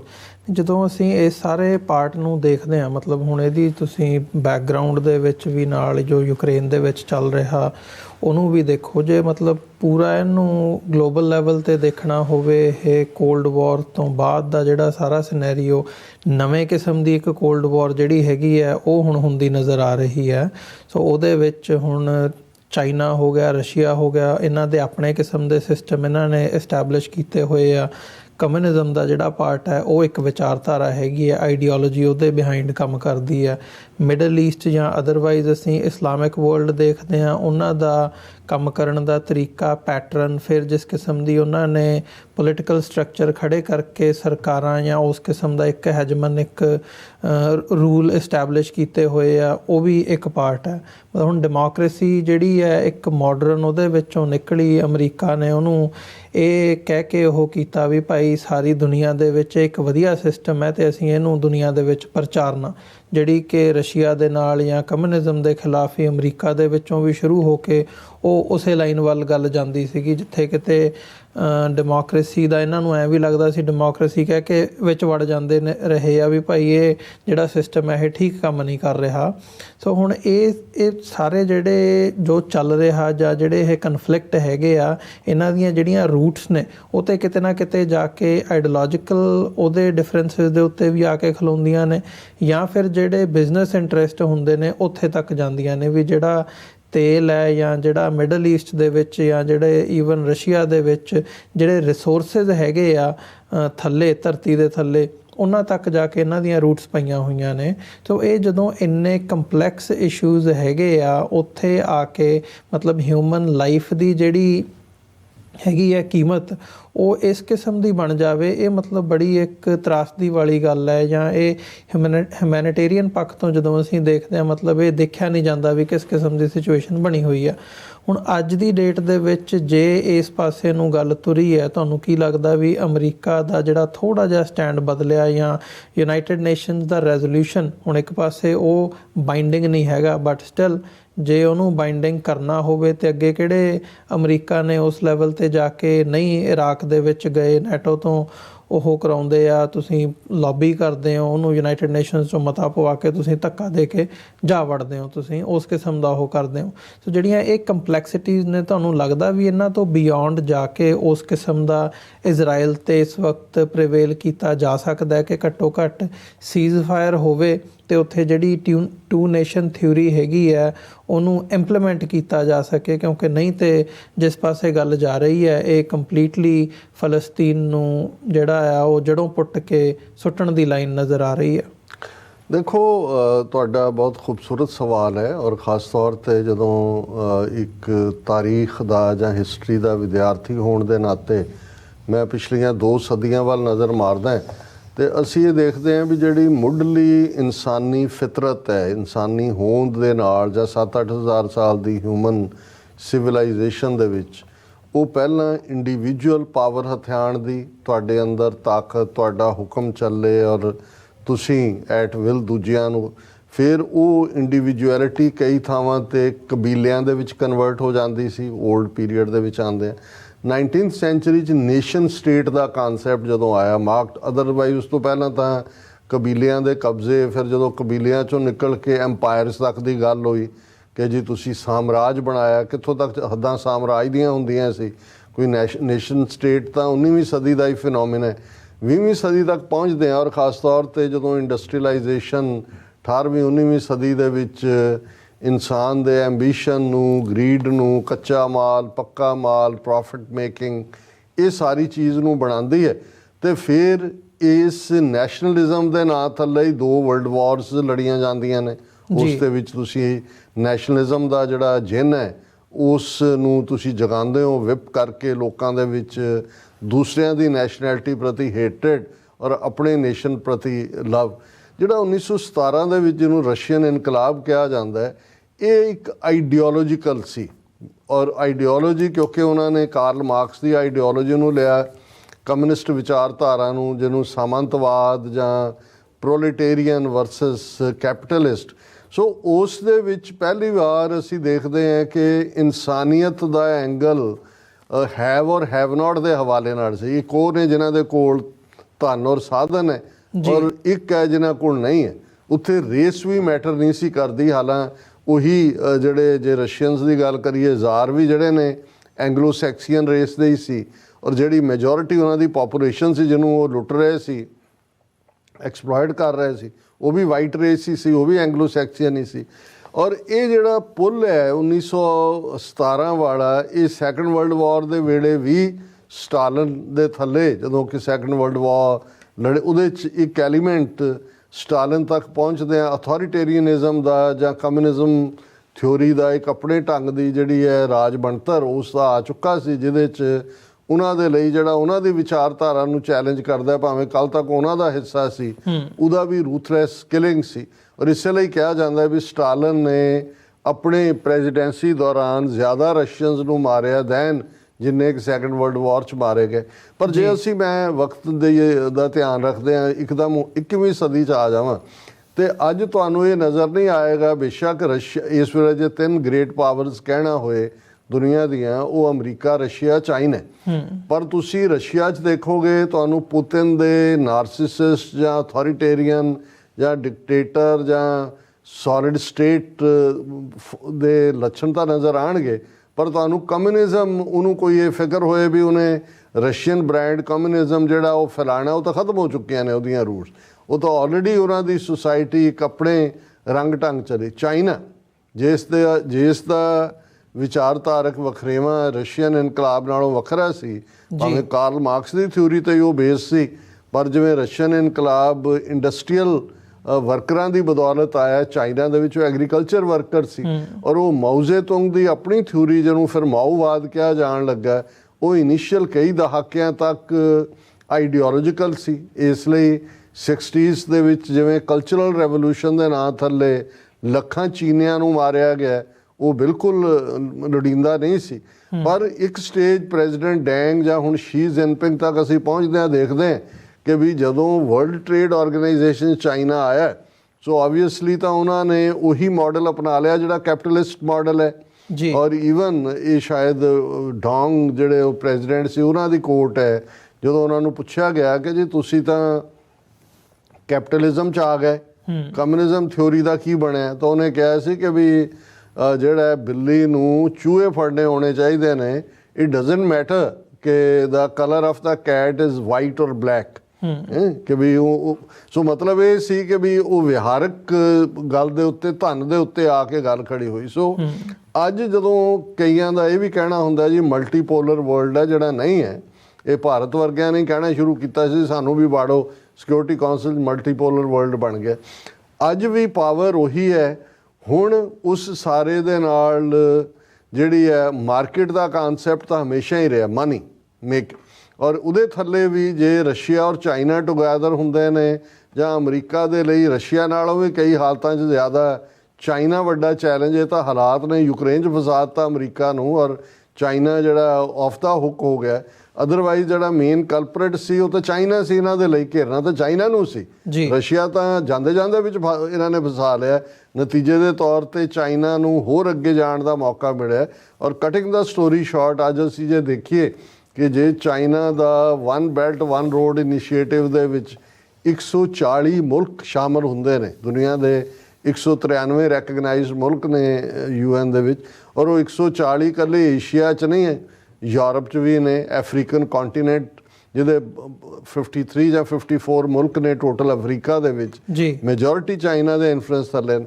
ਸੋ ਇਸ ਵੇਲੇ ਇਹ ਇੱਕ ਮਿਕਸਡ ਵੈਜੀਟੇਬਲ ਵਾਂਗ ਹੈ, ਉਹਦੇ 'ਚ ਜੀਓ ਪੋਲੀਟੀਕਲ ਇੰਟਰਸਟ ਵੀ ਹੈ, ਫਾਈਨੈਂਸ਼ੀਅਲ ਵੀ ਹੈ, ਡਾਲਰ ਨੂੰ ਸੀਰੀਅਸ ਚੈਲੰਜ ਜੇ ਉਹ ਬਿਟਕੋਇਨ ਵਾਲਿਆਂ ਨੇ ਆਪਣੇ ਤੌਰ ਤੇ ਵਿੱਚੋਂ ਦਿੱਤਾ ਹੈ, ਲੇਕਿਨ ਚਾਈਨੀਜ਼ ਯੂਆਨ, ਹੁਣ ਜੇ ਇੰਡੀਆ ਰਸ਼ੀਆ ਡੀਲ ਰੁਪੀ 'ਚ ਹੁੰਦੀ ਸੀ, ਰਸ਼ੀਆ ਨੇ ਪਿਛਲੇ ਸਾਲ ਕਿਹਾ ਇੰਡੀਆ ਨੂੰ ਕਿ ਨਹੀਂ, ਇਹ ਨਹੀਂ, ਅਸੀਂ ਰੁਪੀ ਨਹੀਂ ਕਰਨਾ, ਤੁਸੀਂ ਜਾਂ ਸਾਨੂੰ ਡਾਲਰ ਦਿਓ ਜਾਂ ਯੂਆਨ ਦਿਓ ਜੀ। ਸੋ ਇਸ ਵੇਲੇ ਜਾਂ ਉਹਨਾਂ ਨੇ ਏਸ਼ੀਅਨ ਡਿਵੈਲਪਮੈਂਟ ਬੈਂਕ ਆਪਣਾ ਡਿਵੈਲਪ ਕੀਤਾ ਤਾਂ ਕਿ ਵਰਲਡ ਬੈਂਕ ਔਰ IMF ਦੇ ਬਰਾਬਰ ਆਪਣੀਆਂ ਇੰਸਟੀਚਿਊਟਸ ਖੜੀਆਂ ਕੀਤੀਆਂ ਜਾਣ। ਸੋ ਇਹ ਮਲਟੀਪਲ ਚੈਲੰਜਸ ਨੇ, ਪਰ having said that ultimate casualty ਇਹਨਾਂ ਸਾਰਿਆਂ ਦੇ ਵਿੱਚ ਉਹ ਹਿਊਮਨ ਲਾਈਫ ਹੈ। ਅਲਟੀਮੇਟ ਕੈਜੂਅਲਟੀ ਜਿਹਦੀ ਕੋਈ ਪਰਵਾਹ ਨਹੀਂ ਹੈ। ਜਿੱਥੇ ਇਹਨਾਂ ਦੇ ਇਹ ਸਾਰੇ ਹਿੱਤ ਜਿਹੜੇ ਮੈਂ ਗਿਣਾਏ ਨੇ ਉਹ ਨਿਕਲਦੇ ਹੋਣ, ਉਹਦੇ ਲਈ ਲੱਖ ਮਰਦਾ ਹੈ, ਲੱਖ ਮਾਰਿਆ ਜਾਂਦਾ ਹੈ, ਕੋਈ ਗਾਇਬ ਹੋ ਜਾਂਦੇ ਨੇ, ਜਿਹਨੂੰ ਮਰਜ਼ੀ ਤੁਸੀਂ ਐਬੈਂਡਨ ਕਰ ਦਿੰਦੇ ਹੋ, ਜਿਹਨੂੰ ਮਰਜ਼ੀ ਤੁਸੀਂ ਚੜ੍ਹ ਜਾ ਬੱਚਾ ਸੂਲੀ ਰਾਮ ਭਲੀ ਕਰੇ ਕਹਿ ਕੇ ਚਾੜ੍ਹ ਦਿੰਦੇ ਹੋ, ਜੋ ਯੂਕਰੇਨ ਦੇ ਨਾਲ ਹੋਇਆ। ਔਰ ਇਹ ਸਾਰਾ ਜਿਹੜਾ ਕੈਜੂਅਲਟੀ ਅਲਟੀਮੇਟਲੀ ਹਿਊਮਨ ਬੀਇੰਗ ਹੈ, ਜਿਹੜਾ ਕਿਸੇ ਵੀ ਨੀਤੀ ਦੇ ਵਿੱਚ ਇਹ ਨਹੀਂ ਹੁੰਦਾ ਕਿ ਜੀ ਕਿੱਥੇ ਕੀ ਜਾਏਗਾ। ਹਾਂ, ਉਸ ਦਾ ਜੇ ਪੋਲੀਟੀਕਲ ਇਨਫਲੂਐਂਸ, ਜੇ ਬਾਈਡਨ ਐਡਮਿਨਿਸਟ੍ਰੇਸ਼ਨ ਜਿਹੜਾ ਉਹ ਇਸ ਇਲੈਕਸ਼ਨ ਸਾਲ 'ਚ ਨਾ ਹੁੰਦਾ ਔਰ ਉਹਨੂੰ ਨਾ ਲੱਗਦਾ ਹੁੰਦਾ ਕਿ ਵੀ ਉਹ ਵੋਟ ਬੈਂਕ ਲੂਜ਼ ਹੋ ਰਿਹਾ ਯੰਗਸਟਰਸ ਦਾ ਖਾਸ ਤੌਰ ਤੇ, ਸ਼ਾਇਦ ਉਹ ਇਸ ਹੱਦ ਤੱਕ ਨਾ ਪੁਸ਼ ਕਰਦਾ ਕਿ ਵੀ ਉਹ ਐਬਸਟੇਨ ਕਰਦਾ UN ਸਿਕਿਉਰਿਟੀ ਕਾਉਂਸਲ ਰੈਜ਼ੋਲੂਸ਼ਨ 'ਚੋਂ, ਕਿਉਂਕਿ ultimately all politics is local. ਜਦੋਂ ਗਲੋਬਲ ਈਵੈਂਟਸ ਜਿਹੜੀਆਂ ਨੇ ਉਹ ਤੁਹਾਡੀ ਹੋਮ ਟਰਫ ਦੇ ਉੱਤੇ ਤੁਹਾਡੇ ਫੇਟ ਨੂੰ ਪ੍ਰਭਾਵਿਤ ਕਰਨਾ ਸ਼ੁਰੂ ਕਰਦੀਆਂ ਨੇ, ਉਦੋਂ ਫਿਰ ਚੇਂਜ ਹੁੰਦੀ ਹੈ, ਜਿਹੜੀ ਕਿ ਕੋਈ ਐਟ ਹਾਰਟ ਚੇਂਜ ਨਹੀਂ ਹੈ ਕਿ ਬਈ ਬਾਈ ਕਨਵਿਕਸ਼ਨ ਤੁਹਾਨੂੰ ਲੱਗਦਾ ਹੈ ਇਵੇਂ ਹੋਣਾ ਚਾਹੀਦਾ ਹੈ। ਇਹ ਬਾਈ ਨੀਡ ਤੁਹਾਨੂੰ ਕਈ ਵਾਰ ਥੋੜ੍ਹਾ ਬਹੁਤ ਖੱਬਾ ਸੱਜਾ ਕਰਨਾ ਪੈਂਦਾ। ਪਰ ਮੈਨੂੰ ਨਹੀਂ ਲੱਗਦਾ ਵੀ ਬ੍ਰੌਡਲੀ ਅਮਰੀਕਾ ਦੀ ਇਜ਼ਰਾਈਲ ਪ੍ਰਤੀ ਕੋਈ ਨੀਤੀ ਬਦਲਣ ਜਾ ਰਹੀ ਹੈ। ਇਹ ਮਹਿਜ਼ ਕੋਈ ਇਜ਼ਰਾਈਲ ਦੇ ਨਾਲ ਇਹਨਾਂ ਦਾ ਕੋਈ ਉਹ ਸਿਬਲਿੰਗ ਲਵ ਨਹੀਂ ਹੈ, ਇਹ ਵੀ ਇਹਨਾਂ ਦੇ ਹਿੱਤ ਨੇ, ਕਿਉਂਕਿ ਮਿਡਲ ਈਸਟ ਜਦੋਂ ਤੱਕ ਉਹਨਾਂ ਦਾ ਦੇ ਖੂਹਾਂ 'ਚੋਂ ਤੇਲ ਨਹੀਂ ਮੁੱਕ ਜਾਂਦਾ ਜੀ, ਇਹਨਾਂ ਨੂੰ ਉਹ ਲੋੜ ਰਹੇਗੀ। ਔਰ ਇਹ ਇਵੇਂ ਹੀ ਜਿਹੜਾ ਉਹ ਥੋੜ੍ਹਾ ਬਹੁਤ ਸਕਰੂ ਟਾਈਟ ਕੀਤਾ, ਥੋੜ੍ਹਾ ਬਹੁਤ ਢਿੱਲਾ ਕਰ ਦਿੱਤਾ, ਪਰ ਅਲਟੀਮੇਟਲੀ ਅਮਰੀਕਾ ਇਜ਼ਰਾਈਲ ਰਿਲੇਸ਼ਨਸ਼ਿਪ ਕੋਈ ਪ੍ਰਭਾਵਿਤ ਹੋਣ ਨਹੀਂ ਜਾ ਰਹੀ ਵੱਡੇ ਪੈਮਾਨੇ 'ਤੇ। ਜੀ ਡਾਕਟਰ ਸਾਹਿਬ, ਬਿਲਕੁਲ। ਸੋ ਬਹੁਤ ਬਹੁਤ ਧੰਨਵਾਦ ਵਿਚਾਰਾਂ ਦੀ। ਇੱਥੇ ਵਿਊਅਰਸ ਇੱਕ ਛੋਟੇ ਜਿਹੇ ਕਮਰਸ਼ੀਅਲ ਬ੍ਰੇਕ 'ਤੇ ਰੁਕਦੇ ਹਾਂ। ਬ੍ਰੇਕ ਤੋਂ ਬਾਅਦ ਗੱਲਬਾਤ ਨੂੰ ਅੱਗੇ ਕੰਟੀਨਿਊ ਕਰਦੇ ਹਾਂ।